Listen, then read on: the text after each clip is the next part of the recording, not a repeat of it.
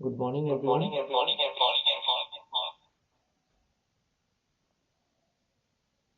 I hope सारे लोग स्वस्थ हैं। आज की इस फिटनेस मॉर्निंग में आप सारे लोगों का स्वागत है।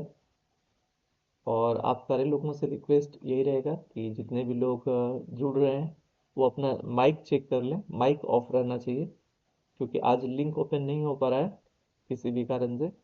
तो अपना अपना माइक ऑफ रखेंगे प्लीज़। राइट। और चलिए हम लोग आज के फिटनेस मॉर्निंग की शुरुआत करते हैं। और आज हम लोग जो जानेंगे बहुत ही इम्पोर्टेंट टॉपिक है। और बहुत सारे लोगों को ये प्रॉब्लम होती है, उसी के बारे में आज जानेंगे। थोड़ा सा हट के ये टॉपिक है। और टॉपिक क्या है? Sleep disorder. आदमी को सोने के बाद यस, रामनाथ चौधरी सर, अपना माइक जी ऑफ कर सर। लीजिए प्लीज। ओके। यस। तो हम लोग आज जानेंगे कि स्लीप डिसऑर्डर्स क्या होते हैं। आदमी जब भी सोने का प्रयास करे और उनको नींद नहीं हो बढ़िया से, तो आप समझ सकते हैं कि कितनी प्रॉब्लम होगी। राइट। तो आज हम लोग इसी स्लीप डिसऑर्डर के बारे में बातचीत करेंगे कि स्लीप डिसऑर्डर क्या है और कैसे इससे हम लोग निजात पा सकते हैं और कैसे इससे हम लोग उबर सकते हैं। स्लीप डिसऑर्डर यानी नींद से जुड़ी ऐसी समस्या जिसमें व्यक्ति को सोने और सोए रहने की अच्छी गुणवत्ता की नींद लेने में कठिनाई होती है। इससे शारीरिक और मानसिक दोनों प्रभावित होते हैं। बहुत सारे लोग ऐसे हैं जो कभी कभी शादी वगैरह या घर में कोई प्रयोजन होता होगा तो रात में सो नहीं पाते होंगे, या तो ठीक से नहीं सो पाते होंगे, या तो पूरी रात जग जाते होंगे। अगला दिन क्या आपका अच्छा गुजरता है? अगले दिन अगर आप 6 से 7 घंटे या 8 घंटे अगर दिन में सो भी लेते होंगे तो मैं गारंटी देता हूँ कि फिर भी वो मतलब मेकअप नहीं होता है। और दिन भर आपका जो गुजरता है बिल्कुल लगता है कि इस सपने में गुजर रहा है। तो रात की नींद का इतना बड़ा इम्पैक्ट पड़ता है। लेकिन आप जरा सा सोचिए कि आप एक रात जगते हैं तो सिचुएशन ये होती है। लेकिन ऐसे लोगों की कल्पना कीजिए जो हर रात नहीं सो पाते हैं, उनका लाइफ कैसा होता होगा। तो नींद हमारे मस्तिष्क और शरीर दोनों के लिए बहुत जरूरी है। सामान्यतः एक एडल्ट को 7 से 9 घंटे की नींद चाहिए। अब जानते हैं कि स्लीप डिसऑर्डर्स कितने प्रकार के होते हैं। सबसे पहले है इंसोमेनिया। इंसोमेनिया का मतलब क्या होता है? अनिद्रा।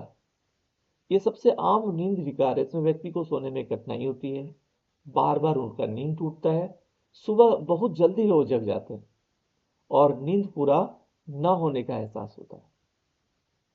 और दूसरा है स्लीप एपनिया।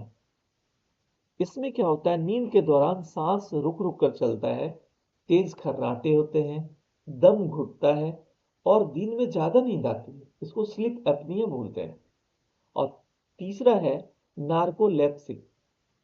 नार्कोलेप्सी, इसमें अचानक कहीं भी नींद आ जाती है, लोग बैठे बैठे सो जाते हैं। राइट। चौथा है restless leg syndrome. Restless leg syndrome, ऐसे सिचुएशन में क्या होता है? आपके पैरों में झुनझुनी होती है रहती है और हमेशा पैर को हिलाते रहने का मन करता है। और पांचवा है पारासोम्निया।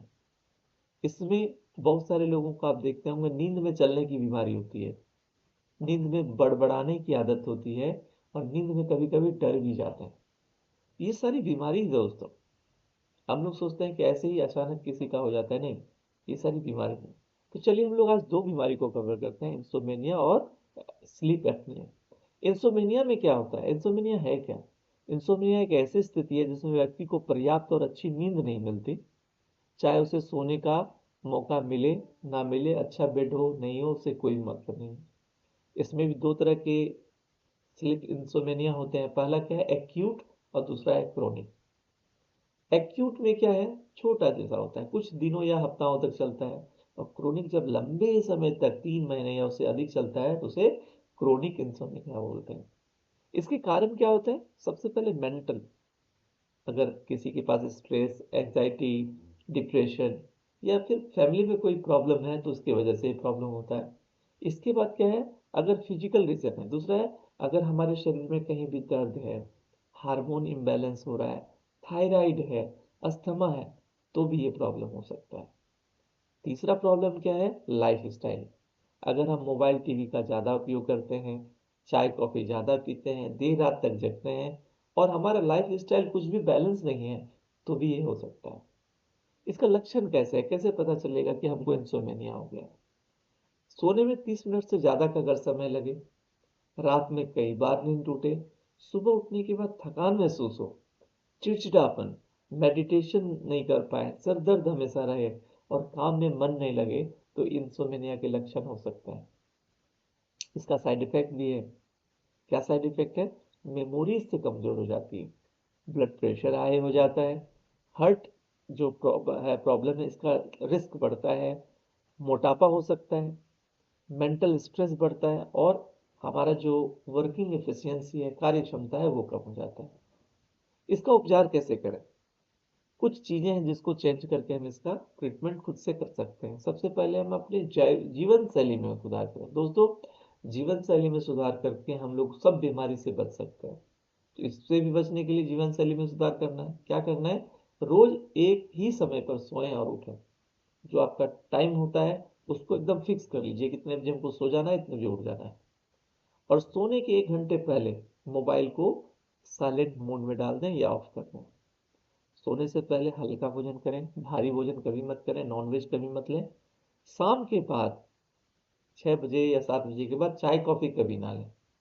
रेगुलर एक्सरसाइज करें और सोने का जो कमरा है एकदम शांत और अंधेरा रखें। और मानसिक अगर उपचार करना है तो meditation, deep breathing, yoga, stress management, ये सारा चीज कर सकते हैं। और अगर इसके बाद भी आपको आराम नहीं मिलता है तो आप डॉक्टर की कंसल्ट में जा सकते हैं, राइट। और डॉक्टर जैसा सलाह देते हैं उसके हिसाब से काम करें। कुछ चांसेस होते हैं, कभी कभी डॉक्टर आपको नींद की दवा देते हैं, तो ये जो दवा है ना, बिना डॉक्टर के कंसल्ट के नहीं लें। और कुछ घरेलू उपाय भी कर सकते हैं। क्या कर सकते हैं? गुनगुना दूध पी सकते हैं, सोने से पहले हल्का सा म्यूजिक सुने, बुक रीडिंग कर सकते हैं, गर्म पानी से हाथ पैर धो सकते हैं और हल्का सा लेवेंडर ऑयल की खुशबू ले सकते हैं।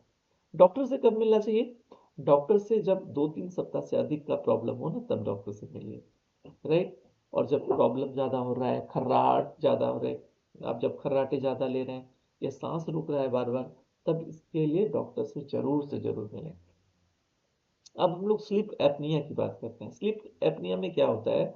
ये गंदी नींद विकार, जिसमें जिसमें व्यक्ति की नींद के दौरान बार बार सांस रुकती है और शुरू हो जाती है। यह रुकावट कुछ सेकंड से लेकर 1 मिनट तक होती है और रात में कई बार हो सकती है। इससे शरीर को पर्याप्त ऑक्सीजन नहीं मिलता और नींद की गुणवत्ता खराब हो जाती है। स्लीप एपनिया भी दोस्तों बहुत तरह के होते हैं। पहला है ऑब्स्ट्रक्टिव स्लीप एपनिया, जिसको ओएसए बोलते हैं। ये नॉर्मल तरीका है जो ज्यादातर लोगों में पाया जाता है। इसमें क्या होता है? गले की जो मांसपेशियां है ना, वो ढीली हो जाती है और सांस का जो रास्ता है या तो छोटा हो जाता है या बंद हो जाता है, और तेज खर्राटे भी इसी वजह से आते हैं। सेंट्रल स्लीप एपनिया, इसमें क्या होता है? मस्तिष्क सांस लेने का संकेत नहीं भेजता है, मैसेज नहीं भेजता है, और बहुत कम ही लोग होते हैं जिनको इस तरह की प्रॉब्लम होती है। तीसरा है कॉम्प्लेक्स स्लीप एपनिया। इसमें ओएसए और सीएसए दोनों का मिश्रण होता है, पहले और दूसरे वाले दोनों का मिश्रण होता है। अब स्लीप एपनिया के जो कारण है वो क्या है? यहाँ भी कारण शारीरिक और मानसिक है। पहला शारीरिक क्या है? अगर मोटापा ज्यादा हो गया है, गर्दन मोटी हो गई है, टॉन्सिल बढ़ा हुआ है, नाक बंद रहता है और जबड़े का स्ट्रक्चर अगर सही नहीं है, तो स्लीप एपनिया के प्रॉब्लम हो सकते हैं। दूसरा क्या कारण हो सकता है? अगर कोई स्मोकिंग करते हैं, अल्कोहलिक है, या नींद की गोली लेते हैं, या फैमिली हिस्ट्री में किसी को पहले अगर था, तो ये प्रॉब्लम हो सकता है। इसके लक्षण क्या है? अगर तेज और लगातार खर्राटे होते हैं तो स्लीप एपनिया के पहले लक्षण ये हैं। सांस रुकता है, अचानक घुटन के साथ उठना, बेचैनी, ये सब हो सकता है। दिन में अगर बहुत ज्यादा नींद आता है, सर दर्द रहता है सुबह में, मेडिटेशन की कमी है, चिड़चिड़ापन है और पुअर आपकी मेमोरी है, ये सब भी लक्षण है। इससे क्या प्रॉब्लम हो सकता है? हाई बीपी, हार्ट का प्रॉब्लम, स्ट्रोक, डायबिटीज, मोटापा, और सबसे बड़ी बात, नींद में अगर आप डर जाते हैं, सांस रुक जाता है, तो उससे एक्सीडेंट भी हो सकता है, खतरा भी हो सकता है। इसका जांच होता है। इस जांच से आप इसके प्रॉब्लम का पता कर सकते हैं। सांस की गति, ऑक्सीजन का लेवल, हार्ट बीट और जो ब्रेन की गतिविधि है, एक्टिविटी है, इससे इसका पता चल जाता है। ट्रीटमेंट क्या है? अगर आप और हम वजन को कंट्रोल रखें, रेगुलर एक्सरसाइज करें, करवट लेके अगर सोएं और स्मोकिंग और अल्कोहलिक ना हो, तो ये आराम से हम लोग कर सकते हैं। इसके बाद एक मशीन होता है जिसको सी पैप मशीन बोलते हैं, कंटिन्यूस पॉजिटिव एयरवे प्रेशर। ये क्या करता है, मास्क के माध्यम से हवा देता है, सांस का रास्ता खुला रहता है और सबसे प्रभावी उपचार भी है। इसके बाद ओरल डिवाइस भी है, जो दंत उपकरण को, जबड़े को आगे रखते हैं। सर्जरी भी होती है। अगर हम इससे बचना चाहते हैं तो इसके उपाय क्या हैं? नियमित नींद का समय रखें, टाइम फिक्स रखें सोने का, भोजन पूरी तरह से बैलेंस रखें, अपने वजन को नियंत्रित करें और नाक की जो एलर्जी है उसका इलाज करवाएं। तो आज दोस्तों हम लोगों ने दो स्लीप डिसऑर्डर को जाना। सबसे पहले इंसोमेनिया और दूसरा स्लीप एपनिया। ये दोनों अपने आप में काफ़ी ज़्यादा महत्वपूर्ण है, लेकिन अच्छी बात क्या है कि इसको हम लोग कभी आज तक बीमारी समझे ही नहीं। हर आदमी को ये प्रॉब्लम, थोड़े बहुत खर्राटे वाले प्रॉब्लम तो हर आदमी को होता है, नींद में कभी कभी डर जाते हैं, बहुत तरह की प्रॉब्लम होती है, पैर में झंझनाहट होती है, लेकिन कभी हम लोग इसको सोचे नहीं कि ये भी बीमारी होती है। तो ये बीमारी है दोस्तों।